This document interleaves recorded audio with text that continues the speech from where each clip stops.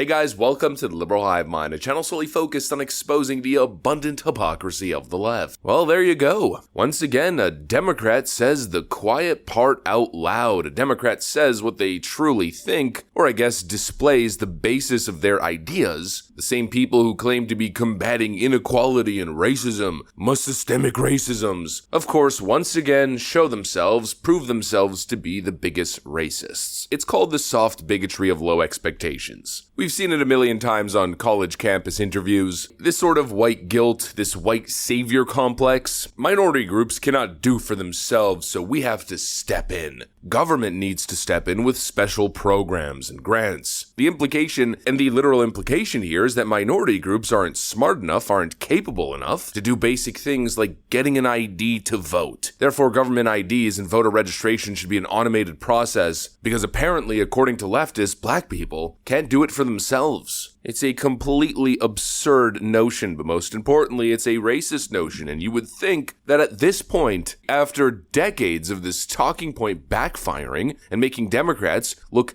absolutely ignorant and hateful, frankly, and judgmental, totally condescending, you'd think that they would learn and they'd stop saying this kind of garbage. But of course, as we know, Democrats don't learn. No, they just repeat the same mistakes over and over again, expecting different results. This time, this rhetoric's gonna work perfectly. And of course, it never does, because it's horrible. I mean, it's horrifyingly insulting, demeaning, condescending, and flat out wrong. If you're a minority, this is what top-level Democrats think of you. Wake up. We got some stuff to get into, so let's roll the tape. Alright folks, so we've covered a whole lot of these types of comments. Some of them have been pretty freaking bad, but this one from Democrat Governor Kathy Hochul, I think it might take the cake. Young black kids growing up in the Bronx who don't even know what the word computer is. They don't know these things.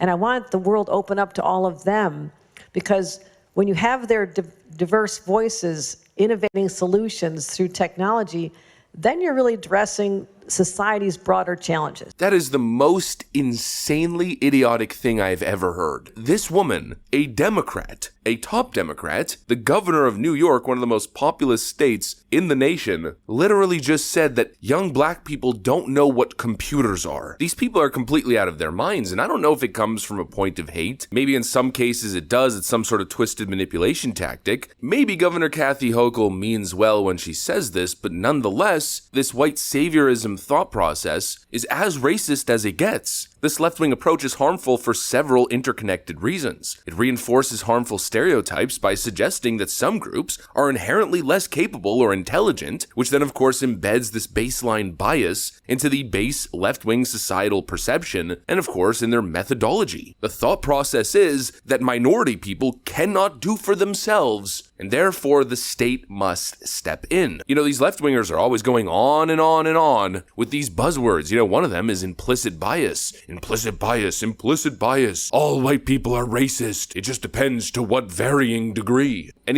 maybe that perception is accurate, maybe that perception is true within left-wing circles. This is a clear example of implicit bias, which of course can shape their interactions with minority groups, further perpetuating these stereotypes, and in the end, doing harm. This is why we have DEI programs and affirmative action. Left-wingers view the world through this implicit bias that minority groups are lesser than and cannot achieve. And so what does it lead to? Well, in the schooling system and in the professional world, it leads to less challenging coursework and diminished opportunity. A reduction in opportunities for high achievement, because you've set the standard, you've set the bar so low. You essentially drop the standard, which creates a self-fulfilling prophecy. When people internalize these lowered expectations, it reduces motivation and performance, leading these minority groups to achieve less than they're actually capable of, which then further entrenches the stereotypes themselves. If students, for instance, believe that they aren't expected to perform well in certain subjects, their efforts may decrease, which then might end up confirming the initial bias. By placing lower expectations on marginalized groups, you deny them the opportunity to strive for and achieve excellence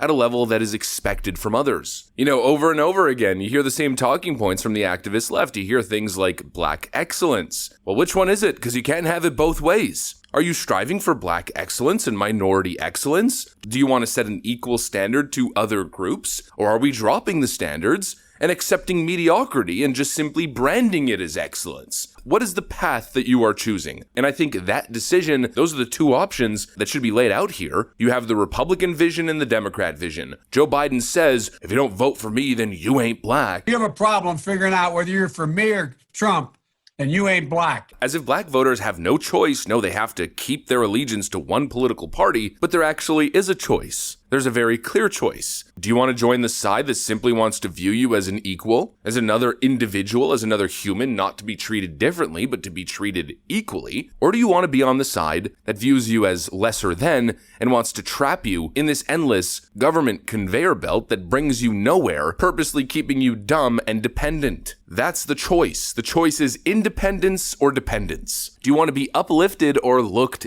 down upon? That is the question. Because this administration, well, they look down on you. Frankly, they think you're dumb. Governor Kathy Hochul said it. Joe Biden's essentially pushed the same talking point. A lot of people don't know how to register. Not everybody in the community, the Hispanic and the African American community, particularly in rural areas that are distant and or inner city districts, know how to get online to determine how to get in line for that COVID vaccine. Kamala Harris has also said something similar. We'll remember her Xerox comment.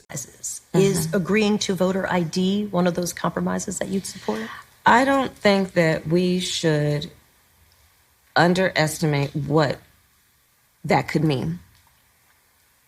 Because in some people's mind, that means, well, you're going to have to Xerox or photocopy your ID to send it in to prove you are who you are. Well, there are a whole lot of people, especially people who live in rural communities, who don't. There's no Kinko's, there's no Office Max near them. People have to understand that when we're talking about voter ID laws, be clear about who you have in mind and what would be required of them to prove who they are. Of course, people have to prove who they are, but not in a way that makes it almost impossible for them to prove who they are. And even following the statement from Kathy Hochul, when the White House was asked to comment on it, this is what they said. New York Governor Kathy Hochul made a controversial comment yesterday at the Milken Institute Global Conference while discussing the need to bring AI jobs to black and brown communities. She said, right now we have young black kids growing up in the Bronx who don't even know what the word computer is. What is the White House response to that? I want to be super mindful. I have not heard these comments, so I want to make sure I go back, read the comments, and get a sense of what was happening here. So I don't want to comment and be really mindful speaking at this podium on behalf of this president. So I just want to go back and see exactly. I know you're reading an excerpt or a line from what she said, but I just want to be super, super mindful here. They think you're dumb. They think you're going to keep voting for them without questioning your allegiance, without questioning the fact that they haven't delivered results for your community for decades upon decades. Again, the question is, will you accept a lowering of standards simply marketed as excellence, or do you want to strive for actual excellence? The answer seems pretty clear to me. I mean, this whole thing is so patently absurd. And really, every time Democrats say something like this, to me, in my view, it's an admission of their failure. Kathy Hochul, I guess, doesn't realize it. She's saying young black kids in the Bronx don't know what a computer is. Well, who does that point the finger to as failing? It points the finger right at the Democrat Party. They're the ones in charge of the public schooling system in places like the Bronx, and actually kind of across the nation. They're the ones in bed with the teachers' unions. They're the ones who are failing the next generation of black students. They're the ones who shut down the economy and shut down schools for nearly 2 years, setting students in these districts back over 2 years. I mean, if they knew that supposedly black kids in the Bronx couldn't use computers, you would think that they wouldn't promote remote learning for 2 years, considering you need a laptop to really do it even semi-effectively. They're the ones who have failed you, and now they're essentially using that failure as an argument to grab more power and keep failing you with the same policies that clearly don't work. Wake up and smell the coffee. You do have a choice. You have a choice between dependence and independence, and the decision should be independence each and every single time, because that's simply the American way. Anyways, that's pretty much what I got for you guys on this one. Hopefully you enjoyed it. If you did, make sure to leave a like and possibly subscribe to the channel. Thanks for watching, and I'll see you on the next one.